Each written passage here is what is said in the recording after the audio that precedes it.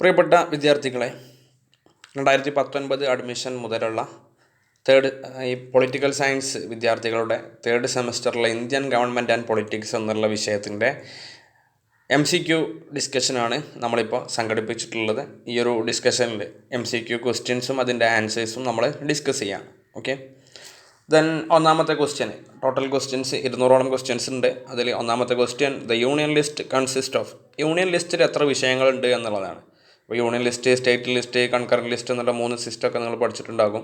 Union ലിസ്റ്റിലെ വിഷയങ്ങളുടെ എണ്ണം 100 സബ്ജക്റ്റാണ്. ഓക്കെ, 100 സബ്ജക്റ്റുകളാണ് യൂണിയൻ ലിസ്റ്റിൽ നിലനിൽക്കുന്നത്. രണ്ടാമത്തെ ക്വസ്റ്റ്യൻ കൊടുത്തിട്ടുള്ളത്, an interpretation of the constitution of India based on the spirit of. Fundamental duties എന്ന് കൊടുത്തിട്ടുണ്ട്, ഫണ്ടമെൻ്റൽ റൈറ്റ്സ് എന്ന് കൊടുത്തിട്ടുണ്ട്, പ്രിയാമ്പിൾ, ഫെഡറൽ സിസ്റ്റം. ഇന്ത്യൻ്റെ ഭരണഘടനയുമായി ബന്ധപ്പെട്ട് അതിൻ്റെ ഇൻ്റർപ്രിട്ടേഷൻസ് നിലനിൽക്കുന്നത് ഏതിലാണ് എന്നുള്ളതാണ്, അല്ലെങ്കിൽ ഏതിൻ്റെ ഇൻ്റർപ്രിട്ടേഷനാണ് ഇന്ത്യൻ ഭരണഘടന എന്നുള്ളതാണ്. ഓക്കെ, ഇന്ത്യൻ ഭരണഘടനയിലെ പ്രധാനപ്പെട്ട ആശയങ്ങളെല്ലാം സൂചിപ്പിക്കുന്നത് ആദ്യം പ്രിയാമ്പിളിലാണ്. ഓക്കെ, പ്രിയാമ്പിൾ ആമുഖത്തിലാണ് സൂചിപ്പിക്കുന്നത്. ദെൻ മൂന്നാമത്തെ question, the constituent assembly was set according to the proposal of. നമ്മുടെ ഇന്ത്യൻ ഭരണഘടനയുടെ നിർമ്മാണ സമിതി സെറ്റ് ചെയ്തത് ഏതിൻ്റെ അടിസ്ഥാനത്തിലാണെന്നുള്ളതാണ്. ക്യാബിനറ്റ് മിഷൻ പ്ലാനിൻ്റെ അടിസ്ഥാനത്തിലാണ്. ആൻസർ വരുന്നത് ബി ആണ്, ക്യാബിനറ്റ് മിഷൻ പ്ലാൻ. ഓക്കെ, നാലാമത്തെ question, fundamental duties in the constitution of India were adopted from. ഏത് രാജ്യത്തിൻ്റെ ഭരണഘടനയിൽ നിന്നാണ് ഫണ്ടമെൻ്റൽ ഡ്യൂട്ടീസ് എന്നുള്ള ആശയം കടമെടുത്തിരിക്കുന്നത് എന്നാണ് ഇവിടെ ചോദിച്ചിട്ടുള്ളത്. നാലാമത്തെ ക്വസ്റ്റ്യന്, റഷ്യൻ കോൺസ്റ്റിറ്റ്യൂഷനിൽ നിന്നാണ് ഇന്ത്യ ആശയം കടമെടുത്തിട്ടുള്ളത്, റഷ്യൻ കോൺസ്റ്റിറ്റ്യൂഷൻ.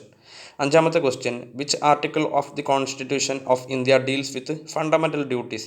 ഫണ്ടമെൻ്റൽ ഡ്യൂട്ടീസുമായി ബന്ധപ്പെട്ട ഇന്ത്യൻ ഭരണഘടനയിലെ ആർട്ടിക്കിൾ ഏതാണെന്നുള്ളതാണ്. ആർട്ടിക്കിൾ 51 ഫണ്ടമെൻ്റൽ ഡ്യൂട്ടീസിനെ കുറിച്ച് വിശദീകരിക്കുന്നത്.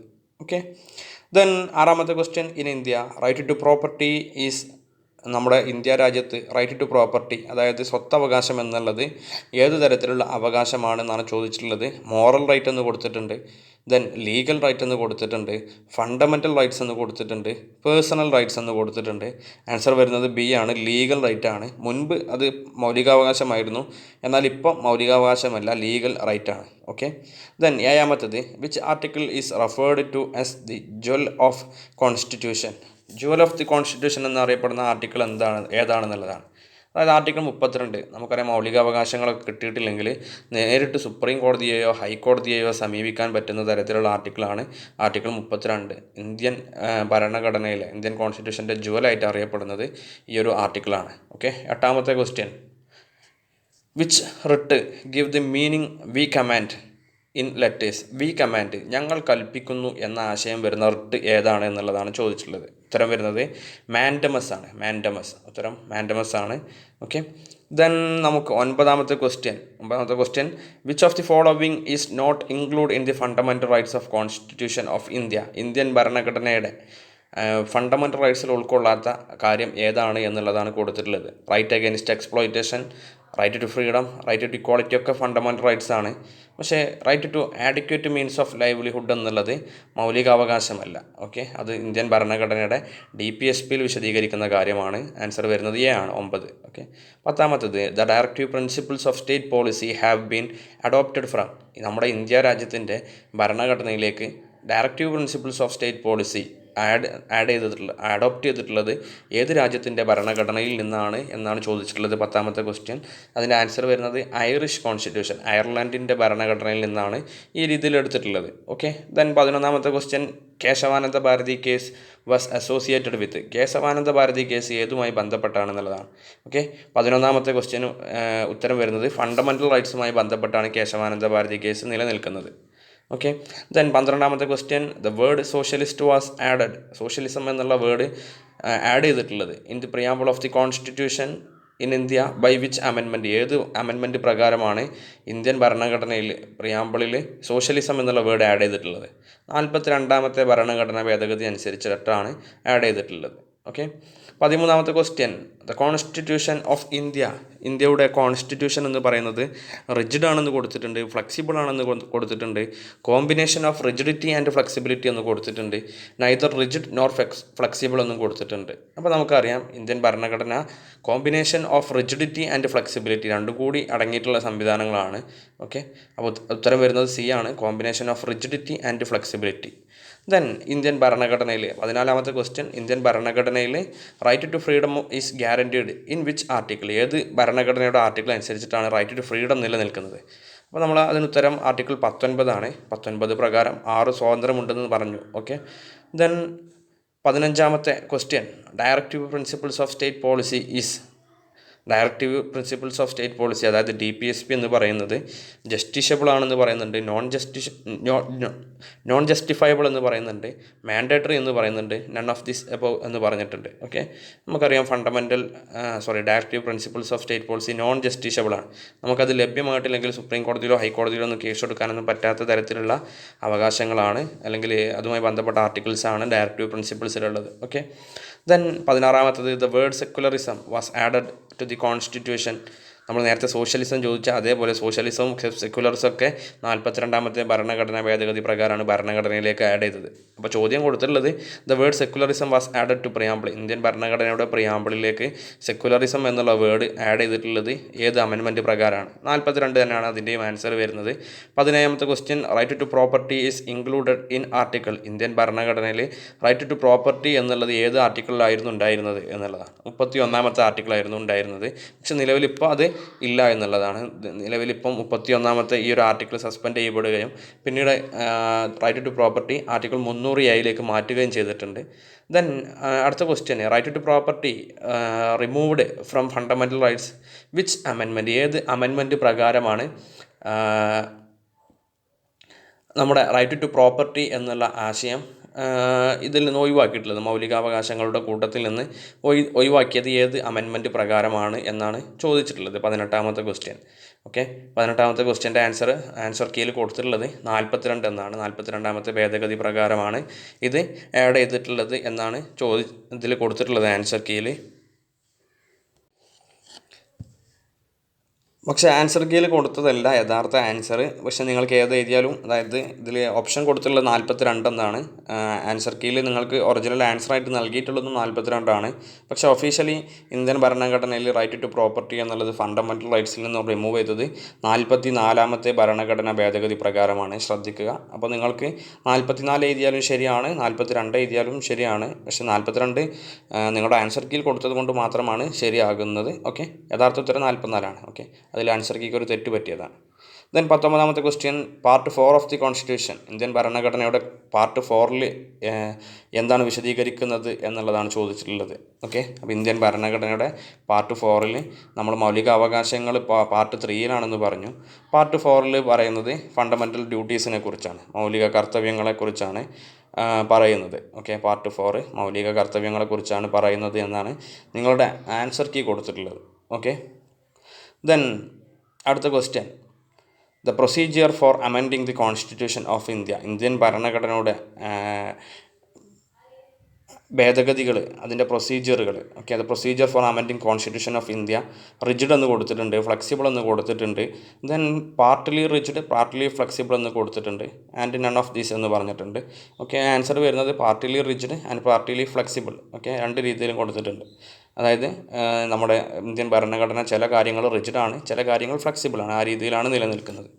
ദെൻ 21ാമത്തെ question, the election to the local government bodies are made mandatory by which amendment? ഏത് അമെൻമെൻറ്റ് പ്രകാരമാണ് എലക്ഷൻ എന്നുള്ളത് ലോക്കൽ ഗവൺമെൻറ്റിലേക്ക്, അതായത് നമ്മുടെ പഞ്ചായത്ത് രാജ് സംവിധാനങ്ങളിലേക്കൊക്കെ ബാധകമാകുന്നത് എന്നതാണ് 21ാമത്തെ ചോദ്യം കൊടുത്തിട്ടുള്ളത്. 21ാമത്തെ ചോദ്യത്തിൻ്റെ ഉത്തരം വരുന്നത് 73rd കോൺസ്റ്റിറ്റ്യൂഷണൽ അമെൻമെൻറ്റ് ആക്ട് ആണ്. ആൻസർ ബി ആണ് വരുന്നത്, 73rd constitutional amendment act. Okay.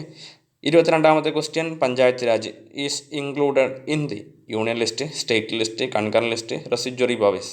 Panchayat രാജിനെ കുറിച്ചുള്ള ഭാഗങ്ങൾ യൂണിയൻ ലിസ്റ്റിലാണോ, സ്റ്റേറ്റ് ലിസ്റ്റിലാണോ, കൺകറൻറ്റ് ലിസ്റ്റിലാണോ, റെസിജ്വറി പവേഴ്സിലാണോ കൊടുത്തിട്ടുള്ളത് എന്നാണ് ചോദിച്ചിട്ടുള്ളത്. ആൻസർ പറയുന്നത് സ്റ്റേറ്റ് ലിസ്റ്റ് എന്നുള്ളതാണ്. സ്റ്റേറ്റ് ലിസ്റ്റിലാണ് ഈ ഒരു ആശയത്തെക്കുറിച്ച് പറയുന്നത്, അതായത് പഞ്ചായത്ത് രാജ് സംവിധാനങ്ങളെക്കുറിച്ച് പറയുന്നത് സ്റ്റേറ്റ് ലിസ്റ്റിലാണ്. ഓക്കെ. ദെൻ 23ാമത്തെ question, village panchayat is organised under which article of constitution of India? Indian ഭരണഘടനയുടെ ഏത് ആർട്ടിക്കിൾ പ്രകാരമാണ് വില്ലേജ് പഞ്ചായത്ത് എന്നുള്ള ആശയം വിശദീകരിക്കുന്നത് എന്നാണ്. ഓക്കെ. അപ്പോൾ നമുക്കറിയാം DPSPയിൽ പറയുന്ന ഒരു കാര്യമായിരുന്നു വില്ലേജ് പഞ്ചായത്ത്.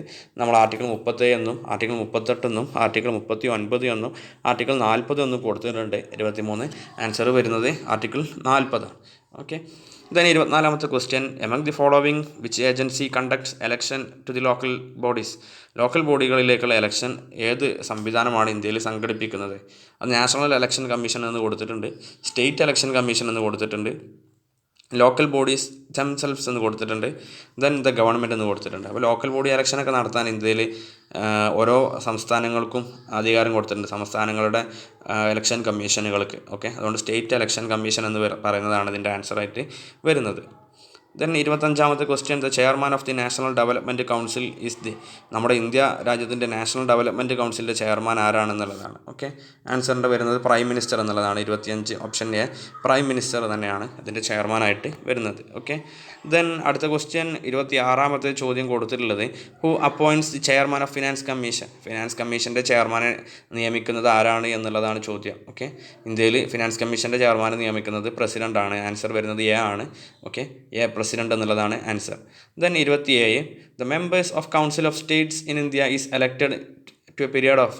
ഒരു ഇന്ത്യയിലെ മെമ്പേഴ്സ് ഓഫ് കൗൺസിൽ, അതായത് കൗൺസിൽ ഓഫ് സ്റ്റേറ്റിലെ മെമ്പർമാരെ എത്ര വർഷത്തേക്കാണ് തിരഞ്ഞെടുക്കുന്നത് എന്നതാണ് ചോദിച്ചിട്ടുള്ളത്. ഓക്കെ, ആൻസർ വരുന്നത് 6 years ആണ്, 6 വർഷത്തേക്കാണ്. 27ാമത്തെ ചോദ്യത്തിൻ്റെ ഉത്തരം വരുന്നത് 6 വർഷത്തേക്കാണ് ഇന്ത്യയിൽ ഇന്ത്യയിലെ സംസ്ഥാനങ്ങളിൽ നിലനിൽക്കുന്ന കൗൺസിൽ ഓഫ് സ്റ്റേറ്റിലേക്ക് 6 വർഷത്തേക്കാണ് പ്രതിനിധികളെ തിരഞ്ഞെടുക്കുന്നത്. 28ാമത്തെ ക്വസ്റ്റ്യൻ, ദ പ്രസിഡൻറ്റ് കാണ്ട് അതിൻ്റെ ഡോട്ടഡ് ലോക്സഭ എന്ന് കൊടുത്തിട്ടുണ്ട്. അപ്പോൾ dissolve, then adjourn, then prorogue, then summon. ഇതിൽ ഏതാണ് ആൻസറായിട്ട് ചോദിച്ചിട്ടുള്ളത് ആൻസർ കൊടുക്കുമ്പോൾ അഡ്ജേൺ. ഓക്കെ, പ്രസിഡൻറ്റ് അഡ്ജേൺ, ലോക്സഭയെ അഡ്ജേൺ ചെയ്യാൻ പ്രസിഡൻറ്റിന് കഴിയില്ല എന്നുള്ളതാണ് പറയുന്നത്. Okay, then 29, the duration of an ordinance issued by the president in year? Okay, president of ഇന്ത്യൻ്റെ പ്രസിഡൻറ്റ് ഓർഡിനൻസ് പുറപ്പെടുവിക്കണം, അതിൻ്റെ കാലാവധി എത്ര ആയിരിക്കും എന്നുള്ളതാണ് ചോദിച്ചിട്ടുള്ളത്. The duration of an ordinance issued by the president of India. Okay, അപ്പോൾ അതിൻ്റെ കാലാവധി 29ാമത്തെ ചോദ്യം. 29ാമത്തെ ചോദ്യത്തിൻ്റെ ആൻസർ പറയുന്നത് 6 weeks from the date of assembly. Okay, then assembly സമ്മേളിച്ചത് മുതൽ 6 വീക്കാണ്. 6 വീക്ക് അതിൻ്റെ ഉള്ളിൽ എന്ത് ചെയ്തിരിക്കണം, അതിൻ്റെ കാലാവധി അവസാനിക്കും, അല്ലെങ്കിൽ അത് നിയമനിർമ്മാണത്തിലൂടെ പുതിയ നിയമമാക്കിയിട്ട് മാറ്റണം. ഓക്കെ, 30ാമത്തെ question, all speeches made in the house of people are addressed to? ഇന്ത്യയിലെ ഹൗസ് ഓഫ് ദി പീപ്പിളിലെ എല്ലാ പ്രഭാഷണങ്ങളും അല്ലെങ്കിൽ എല്ലാ വേർഡ്സും ആരെയാണ് അഡ്രസ്സ് ചെയ്യേണ്ടത് എന്നുള്ളതാണ് 30ാമത്തെ ക്വസ്റ്റ്യൻ ചോദിച്ചിട്ടുള്ളത്. അപ്പോൾ എല്ലാ പ്രതിനിധികളും അഡ്രസ്സ് ചെയ്യേണ്ടത് സ്പീക്കറെയാണ് എന്നുള്ളതാണ് ആൻസറായിട്ട് വരുന്നത്. 30ാമത്തെ ചോദ്യത്തിൻ്റെ ഉത്തരം ബി ആണ്. ദെൻ 31ാമത്തെ ചോദ്യം, who promulgate ordinance in the state? സംസ്ഥാനങ്ങളിൽ ആരാണ് ഓർഡിനൻസ് പുറപ്പെടുവിക്കുക എന്നുള്ളതാണ്. സംസ്ഥാനങ്ങളിൽ ഓർഡിനൻസ് പുറപ്പെടുവിക്കുന്ന ആൾ ഗവർണറാണ്. ആൻസർ വരുന്നത് എ ആണ്. ഗവർണറാണ് സംസ്ഥാനങ്ങളിൽ ഓർഡിനൻസ് പുറപ്പെടുവിക്കുക. 32ാമത്തെ question, who presides over the joint sitting of the parliament?